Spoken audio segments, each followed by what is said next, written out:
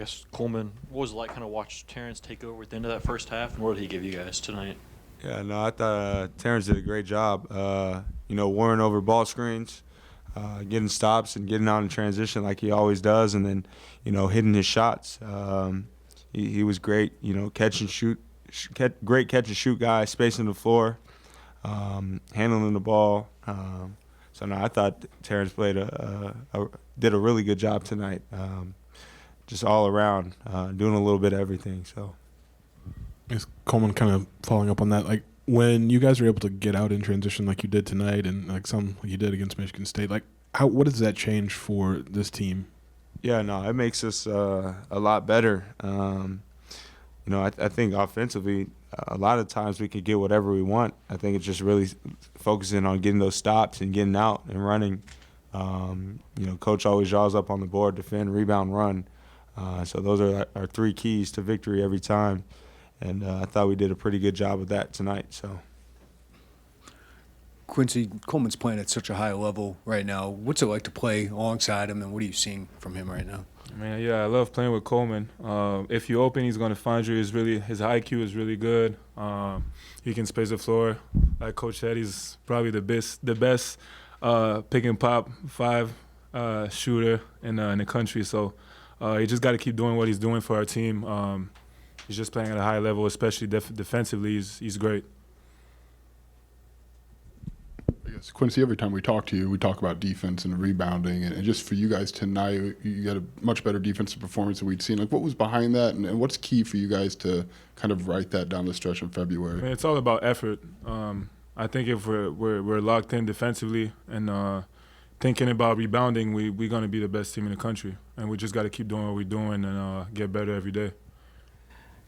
Quincy, along those same lines, they started out with a few offensive rebounds early, and then you kind of shut them down on the defensive glass. Was that a point of emphasis heading into this game? Yeah, because when we defensive rebound, we can run offensively transition. So with TJ, nobody can stop him in transition. So like I said, it's all about us rebounding and being locked in and communicate on defense and do all the right things. When you played Michigan the first time in Ann Arbor, they had Doug McDaniel available. Obviously, that wasn't the case today. Is the game plan different knowing Michigan will or won't have him? Like, what are those changes, if you can say? No, there's nothing different. We knew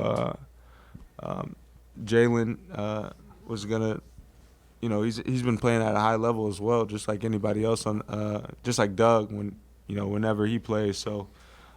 We kind of had the same mindset. We wanted to pressure the ball a little bit more. That was something a little bit different. But as far as doing what we do, we stayed the same. Try to force them to take tough twos, limit their three-pointers. So we kind of schemed kind of the same way, just wanted to pressure the ball a little bit more. For either or both of you, they're not particularly deep. They had, a few guys that didn't make the trip to this game. Did you sense them wearing down at all as the game went on, fatigue being a factor? Not necessarily. I think we are aware, they have those guys. They're starting five that plays a lot of minutes. But, another key thing for us is not letting other guys impact the game, and I think we did a pretty good job of that tonight. Cheddar hit a few late, got a few rebounds late, but other than that, we kind of zoned in on those five guys that play a lot of minutes and just don't let those other guys impact the game. Coleman, what were you most encouraged about defensively tonight, and what would you like about pressuring maybe a little bit more? Yeah, just kind of not letting guys get comfortable. When we watched the film in Michigan State, we saw Hogard picking us up full court, pressuring our guards, and then we were just letting them run our offense on the other end.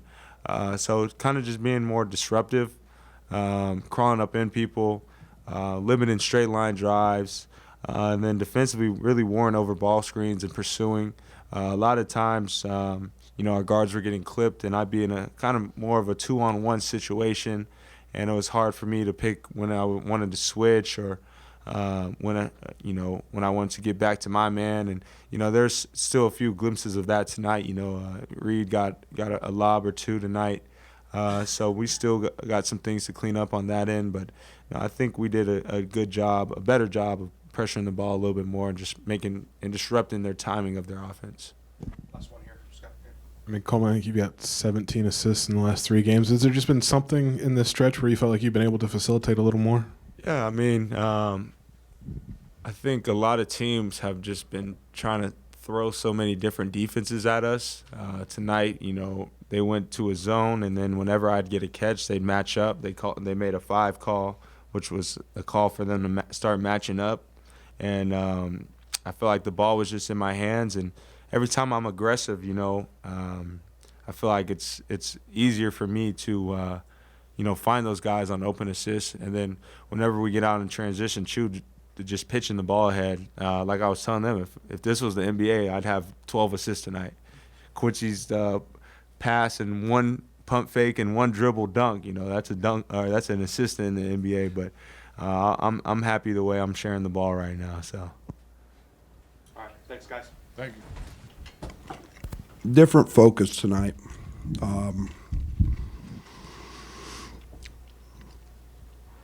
I think you guys found out the other day I wasn't very happy. Just in our pregame conversations, and I've spent 2 days just trying to reconnect this team in terms of what we do on the defensive side and how we go about it, and having a little emphasis on that. And it's amazing how offense becomes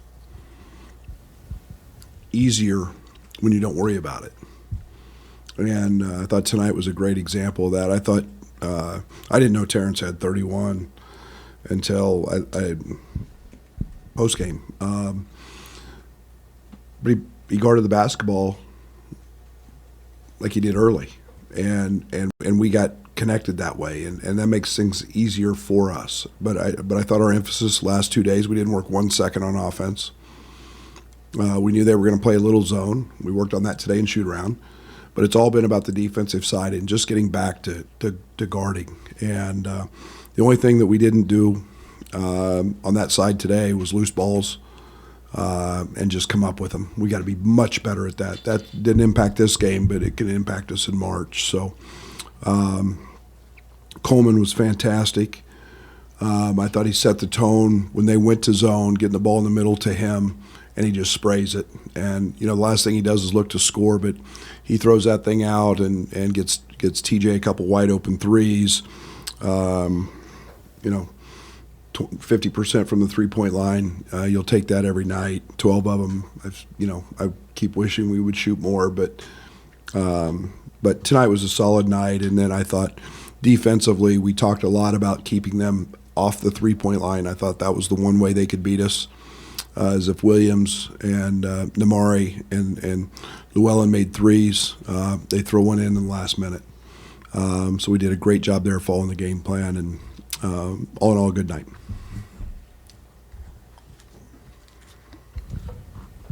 Brad, what do you think, or what encouraged you most about the defense? Coleman said being more aggressive, pressing those guys a little bit. Maybe you liked that a little bit. What did you like? We guarded the ball.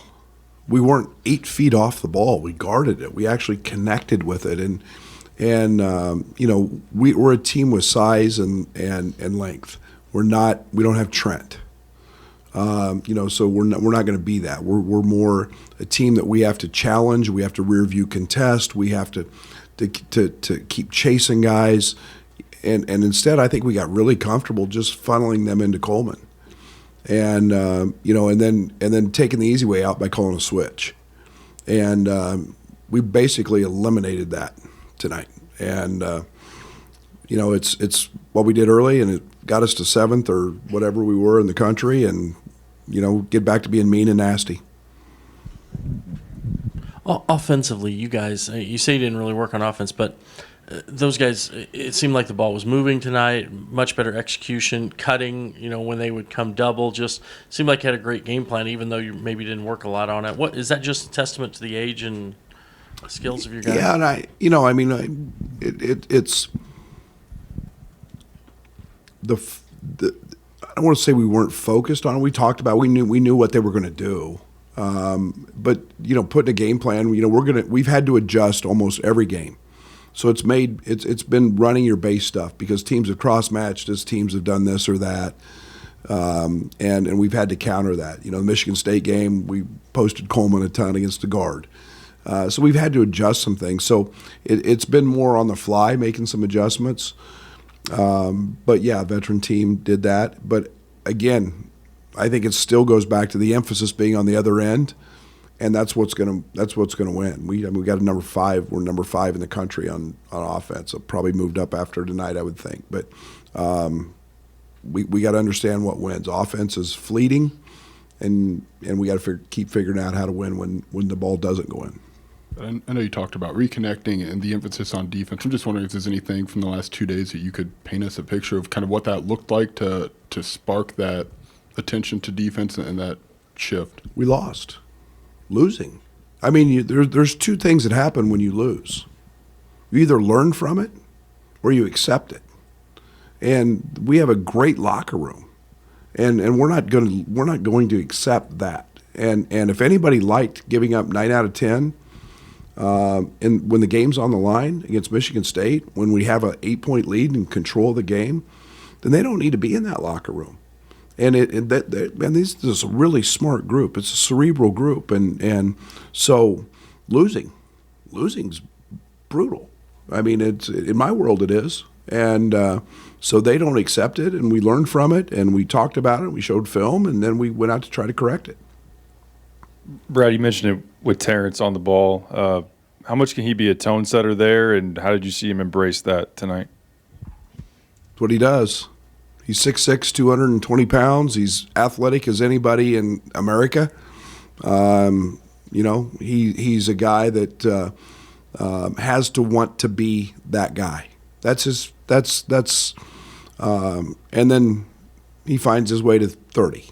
He finds his way to 20. Terrence is going to score 20 most nights just by being out there.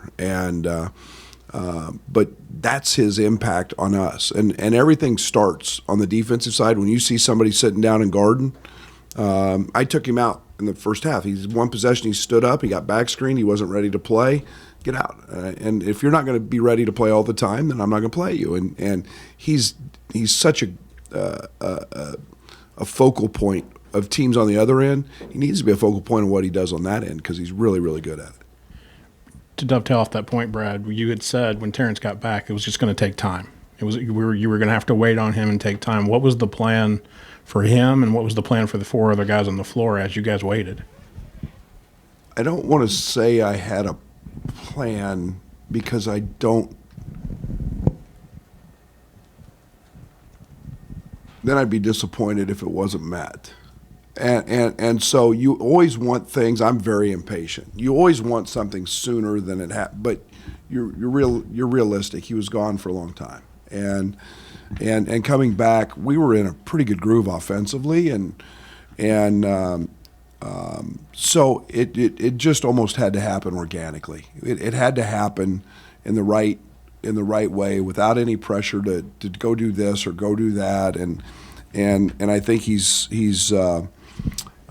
handled that in a pretty good way. I think he was averaging 23 a game in his last 3 coming in, and we truly haven't run much to him. But re-engaging him on that end has the ability to take us to another level. Coach, they had 4 early offensive rebounds and very, very little after that. Was there a point where your team just got dialed in on the defensive glass? Yeah, and Doug, it's one of the things we talked about. I think they were number 1 in the league in the last 5 games. They were averaging almost 13 offensive rebounds a game, and we felt like that's the one area that they could really hurt us. And usually when you get an offensive rebound, you either get a layup and a foul or you get a kick out 3. And I was petrified of the 3s. And again, we fumbled a couple balls and we should have had, but we I don't know what the margin ended up 10, 9, but and I think that's one of the things that I felt pretty good about because that they're big and they're physical. I guess as a coach to have a guy like Terrence that can score 20 or 30 and you don't have to just run set after set to do that. I know I guess what's the comfort or the advantage or just I'm not sure how to phrase that, but just to know you've got that in your back pocket? Well, I think when he starts shooting the three like he's shooting the three, then he becomes a really, really hard guard. And again, Ty, Coleman, Marcus are all really good playmakers. It's what he does on the defensive end triggers what he does on the offensive end. He gets out in transition. If I could ever get him to be a 6-7 defensive rebound a game guy, he'd get another 4 or 6 points. He scored 4 or 6 the other night at Michigan State on the offensive glass. If I could ever get him consistently to go to the offensive glass, he'd find another 4 or 6 points there. He just knows how to find baskets. And he doesn't need a lot of help doing that. And getting to the free throw line and all those things factor in. But yeah, he finds points in a lot of different ways, and his teammates find him because they're all playmakers. Coach, to kind of piggyback on that 50% three-point shooting tonight, how much of a relief is it for you to kind of see those shots fall in, especially with the recent struggles here at home? You guys make that up, not me. I mean, I rely so little on offense, and you guys think I'm nuts. I know, because it's so fleeting, and it can come and it can go. And is it great to have one of those nights? We've had a few. Is it something I worry about? Most of the time, I just want them to keep shooting them and shoot more of them. So I don't really concern myself with it. When we're taking good shots and the right shots, I'm all in, because really good shots are hard to find. Brad, Luke's usually one of the first ones off the bench. What was the reason behind him kind of coming in later? Nothing. Just kind of a, Luke's a tremendous shooter. He's fighting, he's competing, and just kind of stayed with the little group a little longer, and I thought it was kind of what the game needed on the defensive side. So he'll be fine. The last 3 games now, Coleman's got 17 assists. I mean, has there just been? I mean, the opportunity's got to be there, but has there been? Have you seen something from him where he's facilitating at a higher level like that? Yeah, other than his no-look pass against Michigan State, he's just made. No, he tried to throw a back cut. He's made really smart plays and simple plays, and obviously somebody's got to finish him. But the game's really slow for Coleman. Mentally, he just sees it, he understands it. He's never sped up, and then playing in space has been great for him because he's shooting the cover off of it. So teams are all, they were barking all night, shooter, shooter, shooter every time he touched it. And he's pretty gifted that way. Thank you, guys.